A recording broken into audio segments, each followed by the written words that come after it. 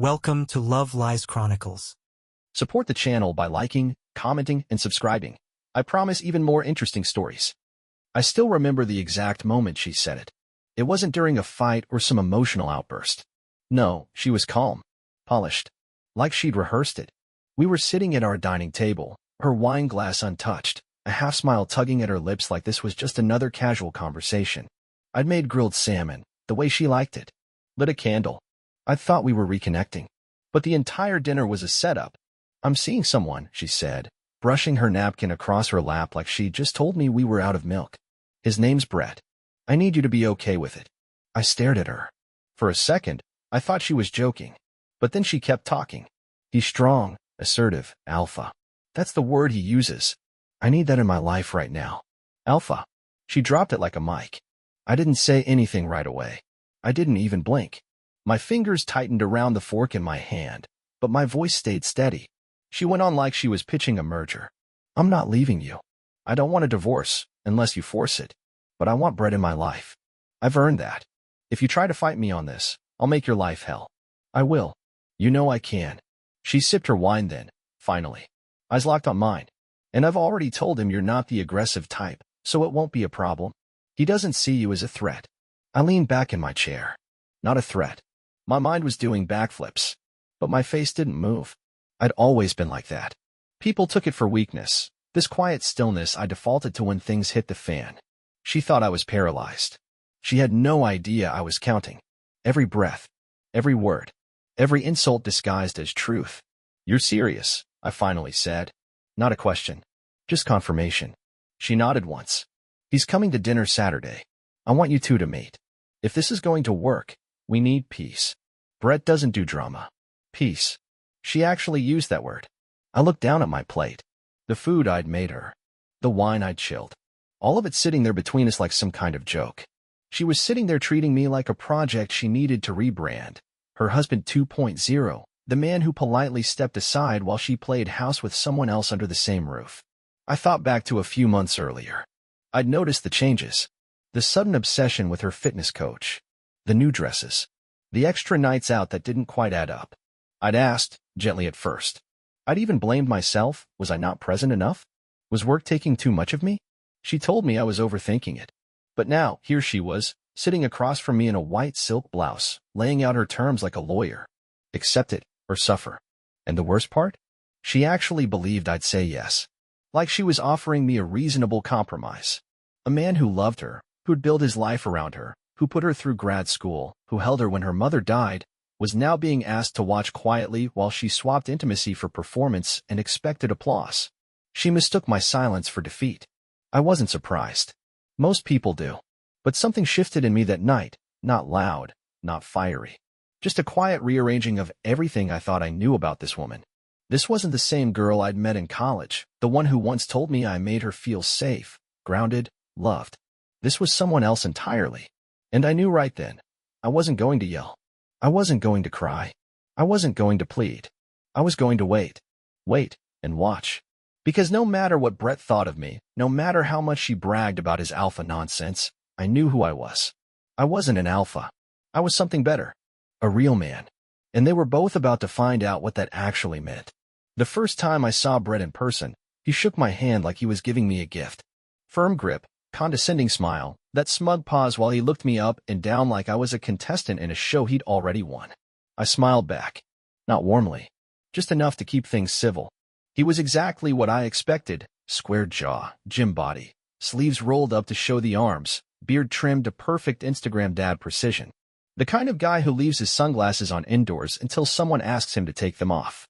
"Good to finally meet you," he said, like we'd been circling each other for weeks and the crowd had finally cleared. "She says you're a stand-up guy. Level-headed. Translation, compliant.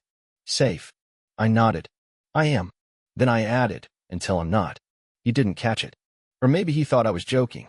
My wife, Emily, shot me a quick look like she was worried I might ruin her evening. I didn't. Not yet. Dinner was absurd. Brett did most of the talking. About his business, something vague involving performance consulting and mail optimization. He dropped words like dominance, hierarchy, and energy levels like they were commandments. Emily watched him like he was Moses. Occasionally, she'd glance at me, almost performatively, as if to remind me that I was still part of the team. I wasn't. I was there to learn. I believe in polarity, Brett said over dessert. A relationship needs masculine and feminine energy in their purest forms. When a man suppresses his dominance, a woman loses attraction. Emily nodded along, biting her lip like he was quoting poetry. I watched her fingers brush his under the table, and I said nothing, because I wanted them comfortable. I wanted them careless. 2 nights later, she asked if Brett could spend the weekend with us. It's not like that, she claimed. We just want to spend time together. You'll have your space. I'll make sure it's respectful. Respectful. She kept using that word like it had any meaning left between us. I said sure. She blinked. Really? Absolutely. Let them believe I was broken. Let them think I'd given up. I moved my things to the guest room that night. She didn't even question it. Her victory felt that complete. On Saturday, Brett arrived with a duffel bag and a bottle of whiskey. Figured we could bond a little, he said, handing it to me. Man to man. We sat on the back deck. The sun was going down. Emily was inside making snacks like this was some kind of twisted couple's retreat. You're handling this better than most, he said, leaning back. I've seen other men lose their minds. Get physical. Not you, though. I don't get physical, I said quietly. I get precise. He laughed, like I was quoting a movie. Then he took a swig from the bottle. I watched him drink it. Thought about how confident he looked. How sure of himself. And then I asked, You always do this? He tilted his head. Do what? Insert yourself into someone else's marriage. Pretend it's some kind of spiritual alignment. He grinned. If she wasn't happy, that's not on me, man. I just offer what's missing. I nodded slowly. You really think she was missing you? She told me she needed something stronger. Someone who knows how to lead. I let that sit between us. Then I said, You know, I used to think strength was measured by how loud a man was. How much he could lift. But it's not. He raised a brow. No, I said. Real strength's knowing how to wait. How to hold every piece of the puzzle while they think you don't even know what game they're playing. He stared at me for a beat, unsure if I was threatening him. I smiled. Just enough. Emily came out a few minutes later, laughing about something on her phone. She leaned down, kissed Brett on the cheek, right in front of me, and whispered something into his ear. He glanced at me, then took her hand and followed her back inside. The screen door clicked shut. I sat alone, still smiling, because every minute they spent under my roof, every boundary they crossed, every smug glance they exchanged, it was all going into the file I was building, the story I was documenting, the case I would present when the time was right. And when it came, there wouldn't be a warning. No slammed doors. No raised voices. Just a quiet, surgical removal. Of both of them. The next morning, I made coffee like I always did. 1 mug for me, 1 for her. I brought it to her in the bedroom. She was in bed with Brett. They didn't even flinch. He smirked. She didn't look guilty, just mildly amused, like she was testing the limits of what I'd tolerate. Thanks, she said casually, taking the cup. You've been handling this really well. I nodded. Glad to hear that. Then I turned and walked away. She thought I was weak. Or numb. Or maybe just too tired to fight. But I wasn't tired. I was calculating. That day, while they stayed in bed, I drove across town and met with my attorney. Not a family lawyer.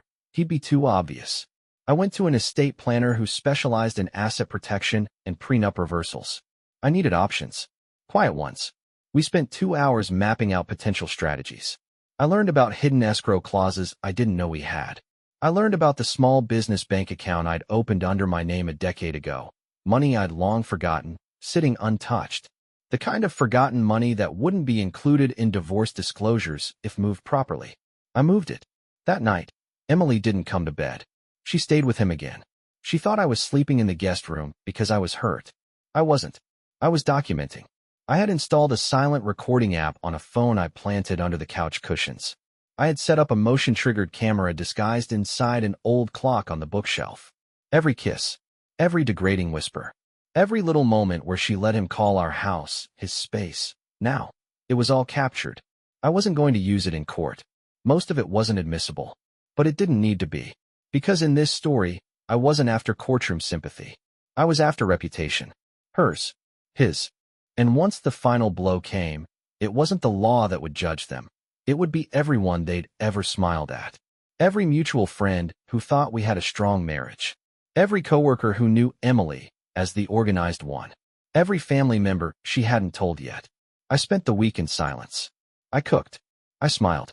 I handed Brett a beer one afternoon while he watched TV in my chair. He raised it to me like we were best friends. "You're a rare kind of man," he said. "I know," I replied. "Rare's an understatement."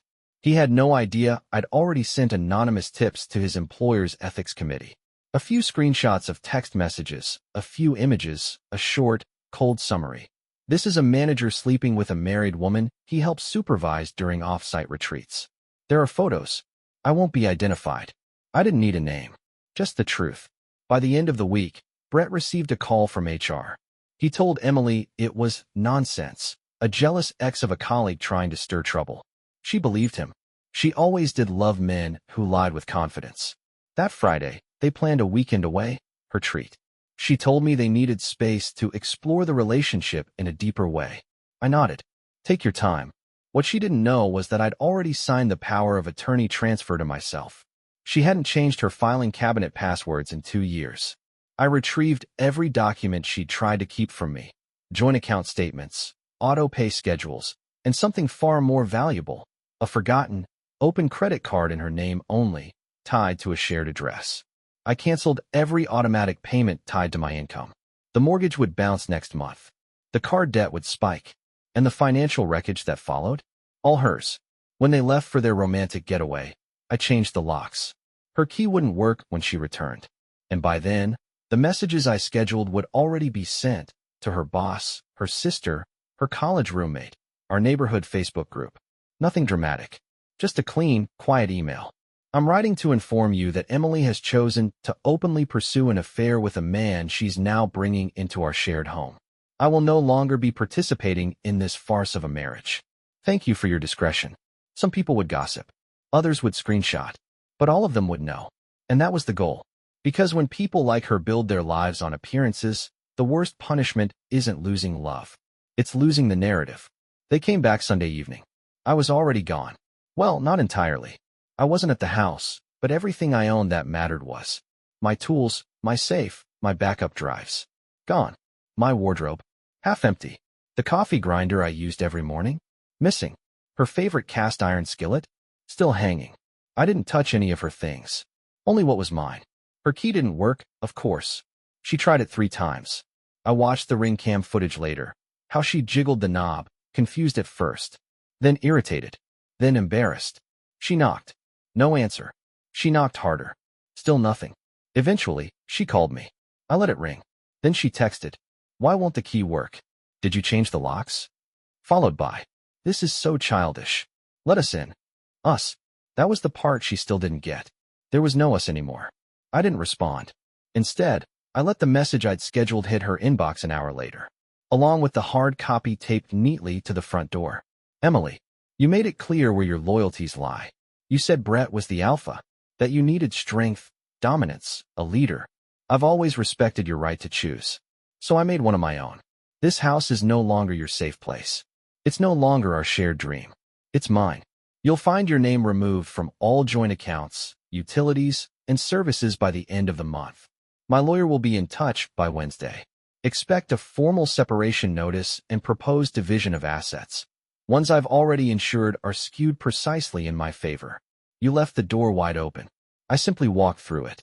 Good luck in your future leadership structure. The non-alpha, who paid for everything you now no longer have access to." I watched the camera footage as she read it. Her lips moved through the words.